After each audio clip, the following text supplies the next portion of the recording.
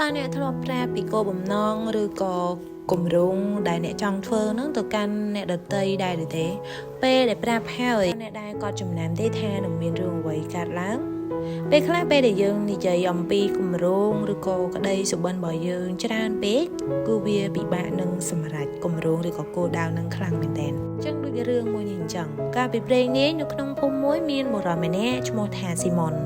គាត់មានក្តីសុបិនដ៏ធំមួយជារៀងរាល់សប្តាហ៍ហើយគាត់តែងតែចង់ធ្វើរឿងថ្មីថ្ងៃមួយគាត់គឺមានគម្រោងចង់បើកខាងហើយសប្តាហ៍បន្ទាប់ទៀតគាត់ក៏មានគម្រោងមួយទៀតដែរគឺចង់រៀនធ្វើសិប្បកម្មពីដីឥដ្ឋហើយគាត់បានសម្រេចដល់ពេលសប្តាហ៍មួយទៀតគាត់ក៏បានសម្រេចចិត្តសង់ផ្ទះមួយប៉ុន្តែស៊ីម៉ុនមានទម្លាប់អាក្រក់មួយគឺមុនពេលដែលគាត់ចាប់ផ្ដើមធ្វើអ្វីមួយគាត់តែងតែប្រាប់មនុស្សគ្រប់គ្នានៅក្នុងភូមិហ្នឹងអំពីគម្រោងរបស់គាត់ដែលគាត់ចង់ធ្វើថ្ងៃមួយគាត់បានដើរកាត់ផ្សារហើយស្រែកប្រាប់អ្នកនៅក្នុងផ្សារថាអូខ្ញុំនឹងបើកខាងធំមួយនៅក្នុងភូមិមួយនេះហើយអ្នកនៅក្នុងផ្សារហ្នឹងបានទះដៃអបអរដោយទឹកមុខញញឹមហើយពួកគេបាននិយាយថាស៊ីម៉ុនពូកែមែនតើស៊ីម៉ុនលើបានឃើញបែបហ្នឹងហើយក៏មានអារម្មណ៍ថាមោទនភាពនឹងខ្លួនឯងគាត់ថាខ្លួនឯងអស្ចារ្យទាំងអ្នកគាត់នឹងអត់ទាន់បានធ្វើអីទេគ្រាន់តែមានគំរូពេលយប់ឡើងគាត់មានអារម្មណ៍ថាគាត់សប្បាយចិត្តគេងលក់ស្រួលគ្រាន់តែគិតគម្រោងរបស់គាត់ក៏គាត់រីករាយដែរតែដល់ពេលព្រឹកបន្ទាប់ព្រឹកស្អែកគឺដល់ពេលដែលគាត់ត្រូវតែចាប់ផ្ដើមធ្វើការលើគម្រោងរបស់គាត់បែរជាមានអារម្មណ៍ថាអស់កម្លាំងអត់មានធម៌ពលធ្វើអីសោះអញ្ចឹងនៅថ្ងៃបន្ទាប់មកហាងដែលគាត់មានគម្រោងថាបើកធំនៅក្នុងភូមិហ្នឹងគឺអត់បានបើក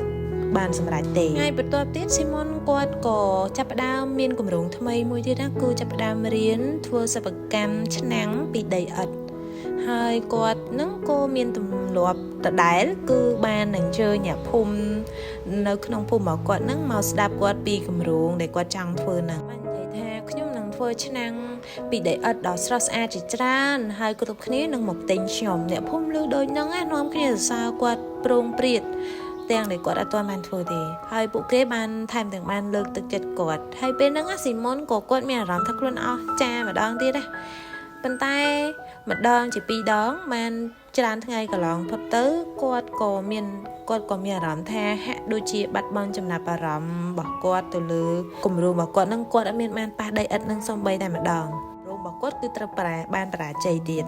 ហើយគំរូដែលគាត់បានបន្តធ្វើបែបនេះអស់ជាច្រើនឆ្នាំ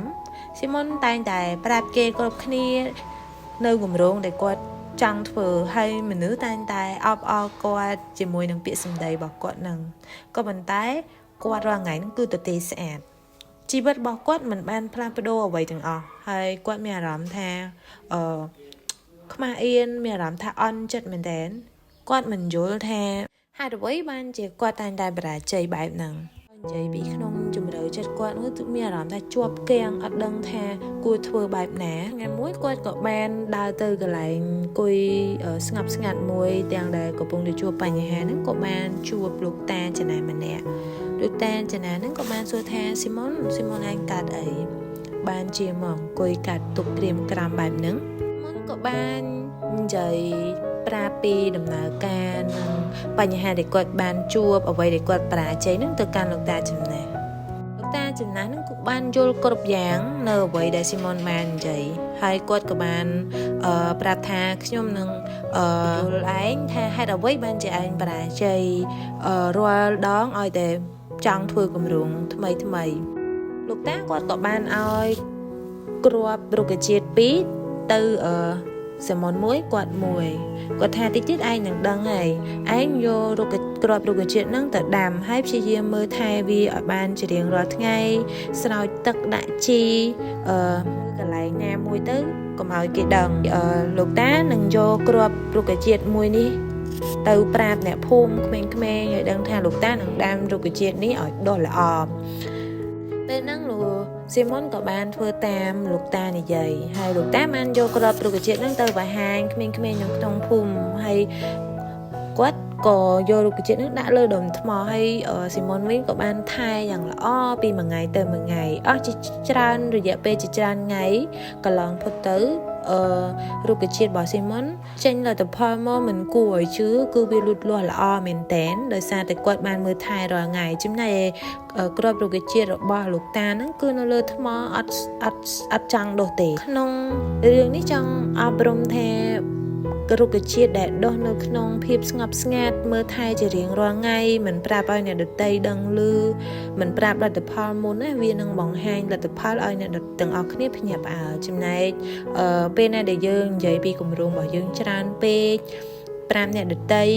វាគឺពិបាកនឹងសម្រេចលទ្ធផលនឹងមែនតើបកមកវិញចង់5អ្នកទាំងអស់គ្នាថាពេលដែលមានគម្រោងអីមួយគួរតែធ្វើវាដោយស្ងប់ស្ងាត់មិនបាច់បង្ហាញពីគម្រោងឬក៏ក្តីសុបិនរបស់យើងទៅកាន់អ្នកដទៃទេចាំពេលដែលយើងធ្វើវាទទួលបានលទ្ធផលហើយយើងនឹងឲ្យលទ្ធផលហ្នឹងមកsurpriseអ្នកទាំងអស់គ្នាវិញចា៎ចឹងនៅក្នុងវីដេអូនេះគឺចប់តែប៉ុណ្ណឹងបើសិនជាពេញចិត្តវីដេអូបែបនេះទៀតសូមកុំភ្លេចចុច like subscribe ដើម្បីទទួលបានវីដេអូថ្មីៗចា៎សូមអរគុណ